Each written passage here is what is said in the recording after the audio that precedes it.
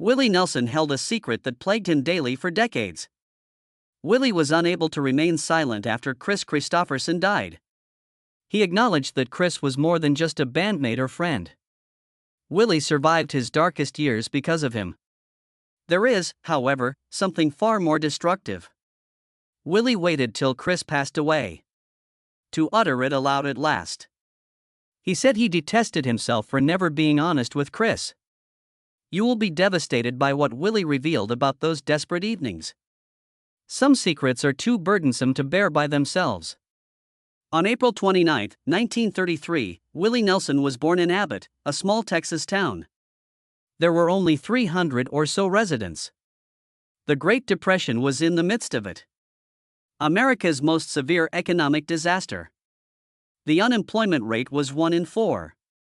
And Willie's mother left in the middle of this conflict. She left to look for employment when he was just 6 months old, and she never returned. Not once. His father also left shortly after. Willie and Bobby, his sister, were abandoned and left behind, with their grandparents as their only caregivers. They went to live with their grandfather Alfred and grandmother Nancy. Nancy was a piano instructor. Alfred was a blacksmith by trade. The family had very little. In order to block off the frigid wind during the bitterly cold winters, they adhered newspapers to the walls of their house. Willie was raised in a world that was collapsing, filled with heartache and starvation. Willie was picking cotton in the Texas heat after school by the time he was 7 years old in order to help pay for meals. He came close to death that same year. In 1940, he contracted pneumonia, a disease that was killing kids all over the world. In those days, medicine was poor, and thousands of children perished annually. Willie was fortunate to live. He almost died from the illness, but it also gave him a tenacity. It would sustain him during his most trying moments. He had a life-altering event when he was 6 years old. He received a guitar from his granddad. It was simply an inexpensive one that they could hardly afford. It wasn't fancy. However, something clicked as soon as Willie touched it. He was already penning songs at the age of 7. His first one was most likely a basic gospel song rather than a beautiful piece of writing. That was in 1963, considerably later. However, music provided him with a means of survival even as a youngster. He was already performing at local taverns by the age of 10. Picking cotton, he earned more than most adults. His home life wasn't free, yet this young child in dusty overalls had developed into a musical prodigy. His grandmother had a strong religious conviction. She visited Abbott's Methodist Church, which has been there since 1899. She prohibited dancing. It was a sin, in her opinion. Willie pretended to be the ideal church lad by singing in the chorus every Sunday. In private, however, he smoked cigarettes and drank beer. He was afraid that he would burn in hell. He also listened to Bob Wills and his Texas Playboys, a band she would have referred to as the devil's work, on the radio as his grandma prayed. In an odd turn of events, Willie purchased the same church years later to prevent its closure. He never forgot the pain that followed. Willie's grandfather Alfred passed away from pneumonia in 1939 when he was just 6 years old. All of a sudden, the man who had reared him, taught him to play the guitar, and loved him like a father was no longer there. It was like losing the son, Willie said. Life became even more difficult after that. In order to survive, he had to work long hours and milk cows every morning before school. He felt a fire ignited by that loss. He grew more independent and obstinate. He began to live by his own principles. The spirit of the outlaw started there. Willie enlisted in the U.S. Air Force immediately after graduating from high school in 1950, at the age of 17. His back gave up after just 9 months, despite his desire to serve his nation. He suffered injuries when moving large machinery. He had to be released because of the severity of his injury. His hope of a career in the military was abruptly dashed. He returned to music since he had neither money nor direction. He relocated to Vancouver, Washington, in 1956 and started working at KVAN as a radio DJ. He recorded his debut single, No Place for Me, there. On the opposite side, he included a song titled Lumberjack. He even started his own record company, Willie Nelson Records, and charged $1 for the records and his own autographed pictures. He went ahead despite Starday Records' reluctance to release it. Just by talking to listeners on his radio show, he was able to sell 3,000 copies. Despite this minor achievement, funds were limited. He scrubbed dishes, worked late, and even attempted to participate in the Ozark Jubilee event but was rejected. He finally gave up and returned to Texas. In order to provide for his family, he sold vacuum cleaners and Bibles there. He was even employed by Encyclopedia Americana as a sales manager. Life was cruel, but his music later reflected all of that suffering. He began performing at crazy honky-tonk bars in Fort Worth. These were violent and noisy places. Every night there were fights. Willie had to be protected in order to live. In order to keep an eye on him and play drums, he hired Paul English. With his wicked beard and propensity for carrying weaponry, Paul had a menacing appearance. They worked together to ensure that nobody bothered them. When inebriated strangers attempted to restrict Willie's music, he even got into altercations with them. However, he learned how to manage a crowd from these difficult evenings and how to make it in the music industry. Then came a moment that altered his course but also crushed his heart. He was impoverished and in danger of being evicted in 1959. For just $50, he sold a song he wrote titled Family Bible. For another performer, the same song became a huge hit. He also sold Nightlife for $150 at that time. Despite not being for him, both songs made a ton of money. He discovered a harsh reality. Own your songs at all times. Later on, that lesson would help him accumulate fortune. He relocated to Nashville by 1960. He was sleeping in his car, cold, and broke at the age of almost 30. He lay down in the snow and waited to die one snowy night because he was so depressed. He was discovered just in time by a buddy. Then, in Tootsie's Orchid Lounge, a man by the name of Harlan Howard heard his music. He persuaded Willie to work for $50 a week for a firm called Pamper Music. His life was rescued by that meager wage. He penned Crazy for Patsy Cline in 1961. She detested her husband's constant playing of Willie's tunes until she eventually listened to Crazy. The song became a crossover phenomenon and her best success. Willie, however, earned very little money.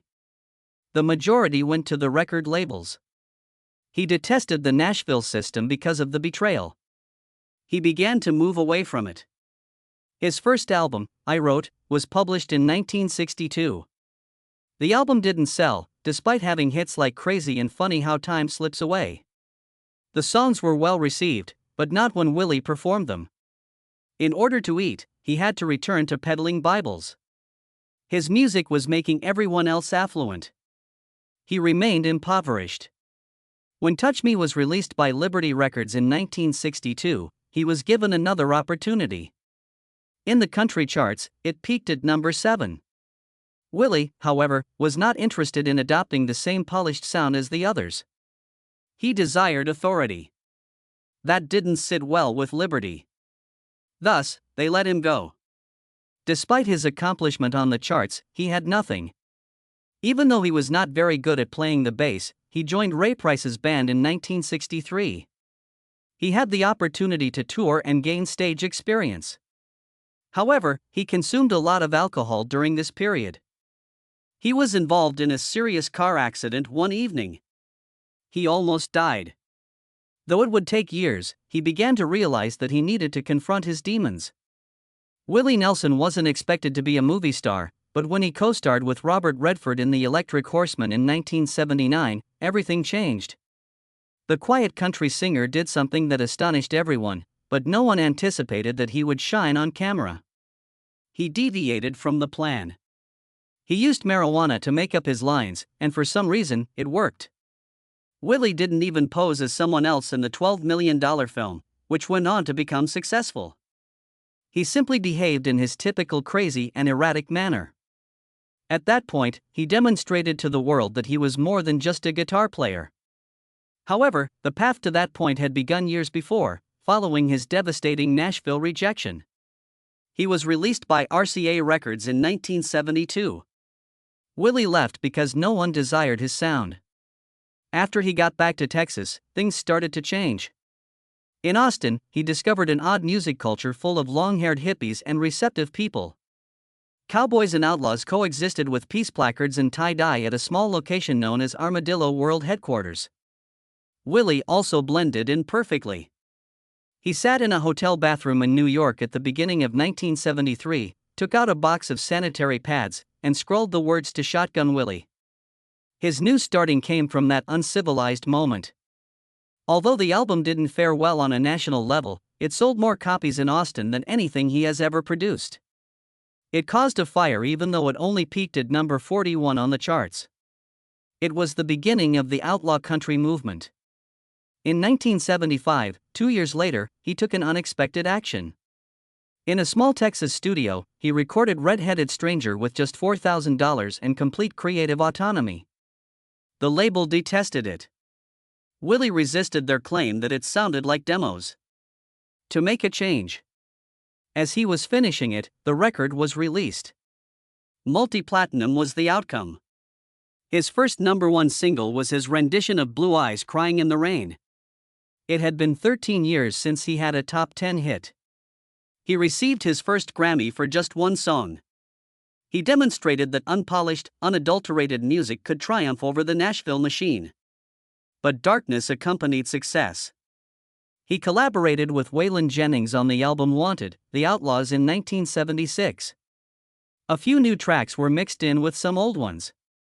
It became the first country album to sell 1 million copies, even though no one believed it would make a difference. Everyone was taken aback. It peaked on the pop charts at number 10. Nashville had to take the Outlaws seriously all of a sudden. Willie's reputation as an outlaw took an odd turn the next year, in 1977. In the Bahamas, he was taken into custody. In his jeans, customs officials discovered marijuana. He was imprisoned. He was given alcohol in the cell by his friend Hank Cochran. Willie landed in the emergency hospital after celebrating his release by jumping into the air. Although the judge dismissed the charges, he was permanently barred from the Bahamas. The ban hasn't been lifted yet. Willie experienced a sudden, intense discomfort in his chest in 1981 while swimming in Hawaii. He had lost his lung. According to doctors, smoking 2 or 3 packs of cigarettes a day was the cause. He lost about $900,000 when he had to postpone 18 performances. Following that, he continued to use marijuana but quit smoking tobacco. In order to preserve what remained of his lungs, he turned to vaporizers years later. He received an invitation to attend Johnny Cash's Christmas special in Switzerland in 1984. He hung out with Kris Kristofferson, Waylon, and Johnny after the shoot. They began to sing. They had made the decision to start a band by the time they took the plane home. The Highwaymen were their name. Their album Highwayman was released in 1985. It achieved platinum status. This dream group of luminaries felt excluded from contemporary radio. However, their moniker was disliked by some. The Highwaymen, a folk group from the 1960s, sued them in 1990. The lawsuit was unsuccessful, but one of their members was appointed a federal judge. The country legends completed their tour and lived up to their moniker. In the same year, Willie's entire world fell apart. He owes $32 million in overdue taxes, according to the IRS. It was among the worst financial catastrophes in the history of music. Price Waterhouse, his accounting firm, had invested his funds in illicit tax havens. His gold albums, Piano, Studio, and Ranch were taken by the IRS. To prevent them from taking that as well, his daughter concealed his guitar, Trigger, in Hawaii. He had to rent his belongings when friends had to buy them back from auctions. He was destitute, homeless, and ashamed. Willie took an unprecedented step to pay off the loan. The IRS tapes, Who Will Purchase My Memories, is the title of his album. He and his guitar were alone. The IRS received money from each copy sold. It made history and helped, but it didn't completely erase the debt. He had several public conflicts. He was discovered dozing off in his Mercedes on a Texas highway in 1994. There was a marijuana joint in the ashtray. Once more, he was taken into custody. Willie began advocating for marijuana liberalization, however, rather than keeping it a secret. He made a message out of his arrest. His emotional suffering intensified even as his public life deteriorated. Billy, his son, took his own life on Christmas Day in 1991. Billy was only 33. The day before, he had gotten a haircut and purchased new clothes. Depression has been a problem for him. In addition to being on tour, Willie was enduring the IRS nightmare. He almost broke at the loss. "Those were my darkest days," he remarked. Already, his family life had been shattered. After discovering a hospital bill, Connie, his third wife, learned that he had fathered a kid with someone else. In 1988, they got divorced. He wed his fourth wife, Annie D'Angelo, in 1991. Later on, Willie acknowledged that he had a talent for complicating matters. Even his charitable endeavors were controversial. In order to support family farmers, he founded Farm Aid in 1985. In 3 years, they raised $12 million. However, he was accused of utilizing the organization for tax benefits during his financial crisis. Although Willie continued to play, he acknowledged in 1995 that the majority of the proceeds went to farmers who were already facing land loss. He was unable to fix the malfunctioning system. Nevertheless, he continued to compose music. He released an album at the age of 65 that sounded very different from his previous work.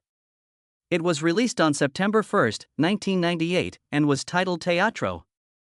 Unlike other artists, he did not record it in a studio. In Oxnard, California, he recorded it in an ancient movie theater. The CD felt eerie because of that odd decision. Despite being simple, the music was rich in atmosphere and drums. The entire experience was dreamlike and unadulterated, with background singing by Emmylou Harris. Even Willie revived songs he had written in the 1960s, such as Darkness on the Face of the Earth and My Own Perverse Way. Wim Wenders, a filmmaker, created a documentary about the sessions because he found them to be so distinctive. When the album was released, it did not receive any Grammy Awards. However, it revealed something far more potent. It demonstrated Willie's lack of fear. Not of getting older, not of evolving, and not of disregarding all the rules of country music. People became aware of Teatro's longevity when it was republished in 2017 with 7 new tracks. Then, in 2008, something even more startling occurred. When 75-year-old Willie Nelson joined Snoop Dogg on a song on June 14, fans were taken aback. The song, titled My Medicine, was a blend of rap and country music. Everlast created it, and the music video got viral very fast. It was more than simply unexpected to see the red-headed stranger rapping next to a West Coast legend. It sparked conversation. Older country lovers were incensed. Their clean-cut hero was not going to associate with someone who was well known for using explicit lyrics. Younger admirers, however, adored it. The partnership made one thing very evident when it peaked at number 39 on the Dutch charts. Willie had no interest in remaining in the box. He wanted to be authentic. Additionally, this action demonstrated how, with a compelling message, hip-hop and country could coexist. Something that should have been a time of unadulterated joy occurred in 2015. The Library of Congress awarded the Gershwin Prize to Willie Nelson. He was still singing On the Road Again in front of a crowded house in Washington, D.C., at the age of 82. However, news of something very personal surfaced during this moment of pride. Only a few weeks prior, Willie had undergone experimental stem cell surgery. He had severe lung damage. He had battled pneumonia multiple times, smoked cigarettes for years, and had emphysema. He admitted to the Washington Post that he had severe respiratory problems. In an attempt to regenerate healthy tissue, doctors infused stem cells from his own body into his lungs. The incisions in his stomach made it difficult for him to carry his guitar, and he had to postpone a few performances while he healed. However, he returned to the stage in a matter of weeks. It was more than simply bravery. It was rebellion. Willie continued to sing and the world continued to listen at a time when most individuals stopped doing anything. Since 1974, Willie had been nominated for 52 Grammy Awards by 2020. He became one of the Grammy's most nominated musicians as a result. His song Ride Me Back Home won him his 10th Grammy in 2020 for Best Country Solo Performance. My Way won Best Country Album in 2018. He also took home the Best Traditional Pop Vocal Album for Summertime Award in 2016. Gershwin is sung by Willie Nelson. He also won Best Country Collaboration for Lost Highway back in 2007. On the list of musicians with the most Grammy nominations, he was now ranked 14th, behind such greats as Paul McCartney, Jay-Z, and Quincy Jones. However, the fact that he received these honors in his late 70s and early 80s only strengthened this. He continued to grow rather than simply continue. He experimented with rap, jazz, pop standards, and country duets. He was never confined to a single sound. Since Willie Nelson was already a legend when he met Annie D'Angelo, his story is about fearless art rather than just country music. In the meantime, he was secretly collapsing. His drinking had gotten out of control. The world still saw a charming country star, but he was progressively ruining himself. Everything changed when he married Annie in 1991. She was more than just his spouse. The only person who could save him from himself was her. Years before, while Annie was a makeup artist on a movie shoot, she had met him. She was well aware of the type of sorrow he carried and how near he was to losing everything by the time they were married. She told him bluntly, "Stop drinking and stop making excuses." She reiterated the family guidelines she established for him in a 2024 interview: "Don't be a goddamn asshole." Willie paid attention. He switched to cannabis after quitting smoking and drinking. He claimed it gave him a renewed sense of vitality. And he genuinely looked forward to performing for the first time in years. Together, they brought up Lucas and Micah, two kids who went on to pursue careers in music. They continue the music today by touring with their father. Something horrifying occurred in 2022. When he contracted COVID-19 at the age of 89, Willie was severely affected. In Nashville, he began experiencing breathing difficulties on his tour bus. Annie remained calm. She converted their ranch in Texas into a full-fledged emergency medical facility. She administered steroids, monoclonal antibodies, Paxlovid, and nebulizer treatments. She once believed he wouldn't make it. Later, Willie claimed that COVID was serious and that it was difficult. Additionally, he acknowledged that it had negatively impacted his emotional well-being. He lost several of his closest friends, including Merle Haggard, during the pandemic. No one thought he would live because of his damaged lungs from years of smoking. However, he returned to the stage 3 weeks later. Though everyone was taken aback, he wasn't finished yet. Another scare rocked his fans in 2024.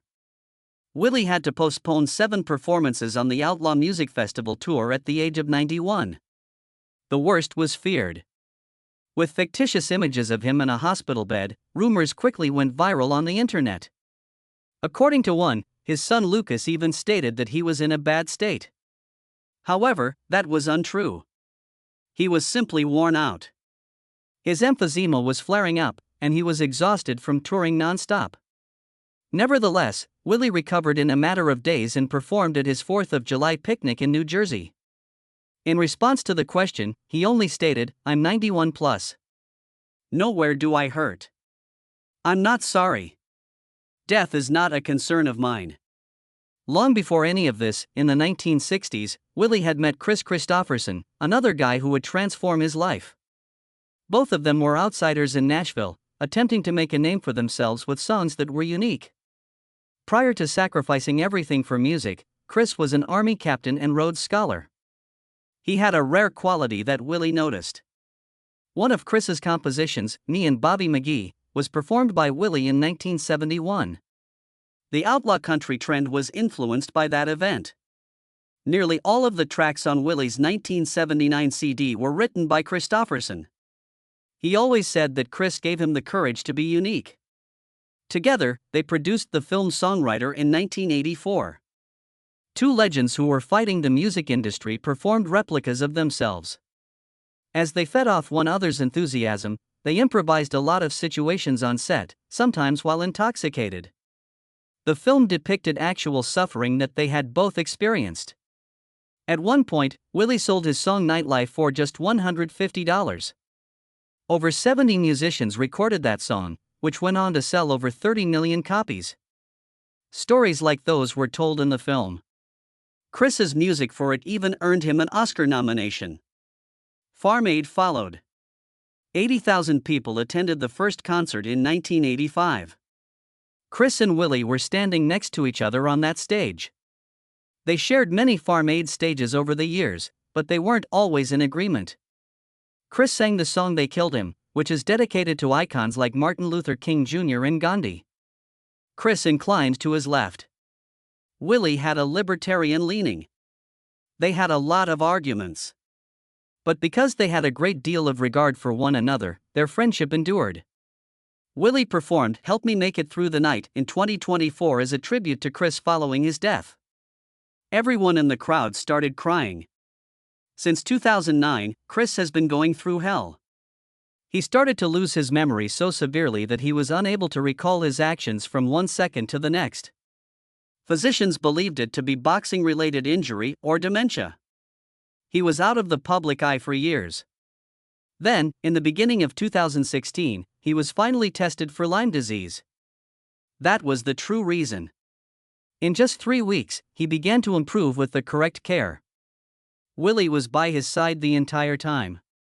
Despite Kris's inability to recall his own songs, he continued to visit him in Hawaii and remained friends with him. Willie was devastated by Kris Kristofferson's death on September 28, 2024. A few weeks later, he finally expressed his feelings in a private interview with the Associated Press. The best songwriter in the world was Kris. Even though Kris had already left, he stated it. Perhaps he regretted not saying it sooner. Kris left behind a lot of tunes that people would continue to sing for years, he informed the Globe.